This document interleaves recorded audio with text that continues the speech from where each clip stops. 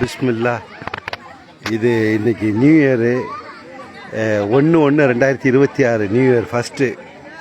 இன்றைக்கி இந்த சும்மா அப்படியே தாஜ்மஹால் அப்படியே சுற்றி பார்க்கலாம் அப்படிங்கிறதுக்காக வந்தோம். தென்னிந்திய தாஜ்மஹால் அப்படின்னு சொல்லுவாங்க, சவுத் இந்தியா தாஜ்மஹால்னு சொல்லிட்டு ஒரு ரொம்ப டெக்னிக்கலாக அமைச்சிருக்காங்க.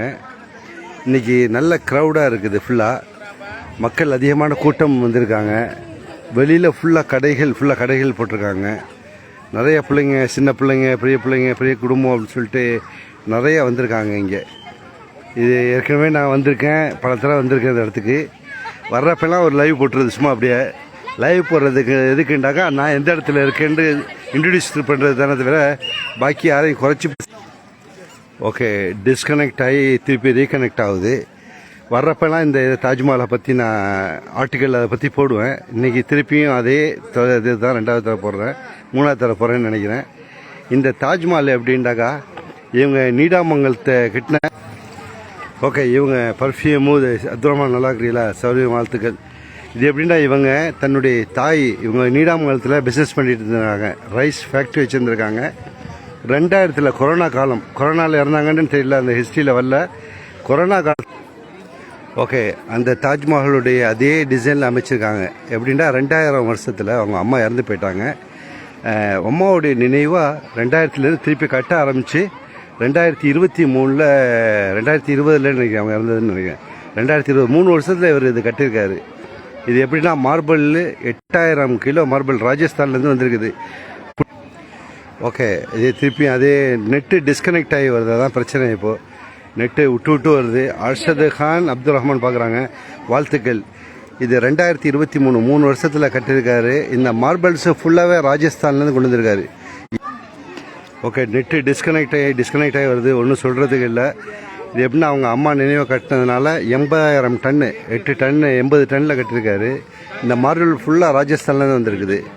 இவர் மெட்ராஸில் ரைஸ் பிஸ்னஸ் பண்ணிகிட்ருக்காரு. இவருடைய அம்மா பேர் ஜெயிலானின்னு சொல்லிட்டு, ஜெயிலானி பிவி அவங்க அம்மா பேர்.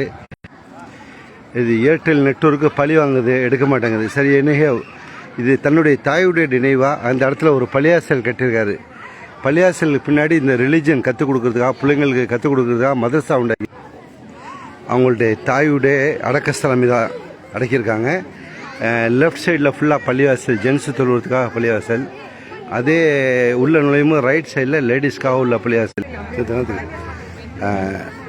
மெயின் எப்படின்னா இந்த இடத்துல நெட்டு ஒர்க் பண்ணாததுனால டிஸ்கனெக்ட் ஆகி வருது.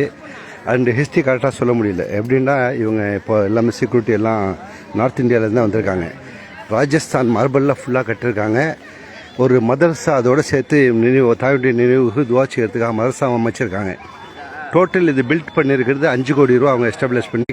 சரிங்க, நெட் எடுக்க மாட்டுது சார், ஃபுல்லாக நெட் ஒர்க் பண்ணாத, நெட்டு பழி வாங்குது சார், ஜியோ நெட்டே பழி வாங்குது. சும்மா ஜஸ்ட் ஓகே. அப்படியா? செல்வராஜ், ஜஹான் செல்வராஜ். ஓகே, முகமது மைதீன் பார்க்குறிய, கமாலுதீன் பார்க்குறிய, அர்ஷத் கான் பார்க்குறாங்க. இது எப்படின்னாக்கா இவங்க ஷேக் தாவூத் அவங்க பேர் போட்டிருக்குது. அவங்க தன்னுடைய தாயார் ஜெயிலான் பிவி அவங்களுடைய தாய் மேலே உள்ள பிரியத்தில் கட்டியிருக்காங்க. இதனுடைய காஸ்ட் டோட்டல் 5 கோடி ரூபாயில் கட்டியிருக்காங்க. இவங்க சென்னையில் ரைஸ் பிஸ்னஸ் பண்ணுறாங்க, அரிசி வியாபாரம் பண்ணக்கூடியவங்க. சென்னையில் எந்த ஏரியான்னு தெரியல. மாதம் ஒரு முறை வந்து இந்த இடத்துல ஒரு அவங்க தாயுடைய பேரில் பாத்தியா ஓதி தாயுடைய அல்லாட்ட மன்னிப்பு கேட்டு அதுக்காக வரக்கூடிய மக்களுக்கு சாப்பாடு கொடுக்குறாங்க போல இருக்குது. அந்த எதுக்கே உள்ள ரூம் இருக்குல்ல, அதில் தான் அவங்களுடைய தாயை அடக்கியிருக்காங்க, ஜெயிலான் பிவின்னு சொல்லிட்டு. அப்படியே ஜூம் பண்ணுறேன், இப்போ யாரும் உள்ளே விடலை, அதை தடை மாதிரி காட்டுறாங்க. இன்றைக்கி நியூ இயருங்கிறதுனால மக்கள் கூட்டம் ஃபுல்லாக வந்து கூட்டம் நிறையா இருக்குது. இது அவங்க வச்சுருக்கிறது எல்லா ரிலீஜியன் மக்களும் வந்து பார்க்கணும் அப்படிங்கிறதுக்காக வச்சுருக்காங்க. ஓகே, நெட்டு சுத்தமாக விட்டு கிட்டத்தட்ட ஒரு 6-7 தடவை டிஸ்கனெக்ட் ஆகி ரீகனெக்ட் ஆகுது. அதனால் ஃபுல்லாக அந்த ஹிஸ்ட்ரியை சொல்ல முடியலை. சொன்னாலும் மக்கள் தெரிஞ்சிருப்பேன்னு நினைக்கிறேன். எல்லாம் கூகுளில் எடுக்கிறது தான், ஒன்றும் புதுசாக நான் ஒன்றும் கற்பனை பண்ணலை.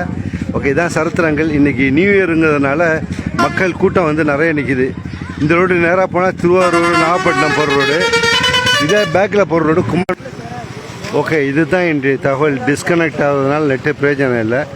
இந்த லெஃப்ட் சைடில் இருக்கிறது அவங்க வந்தால் தங்கக்கூடிய கெஸ்ட் ஹவுஸு. அவங்க தங்கக்கூடியது ஃபுல்லாக காம்பவுண்டு அமைச்சிருக்காங்க, ஃபுல்லாக கெஸ்ட் ஹவுஸு. அடுத்து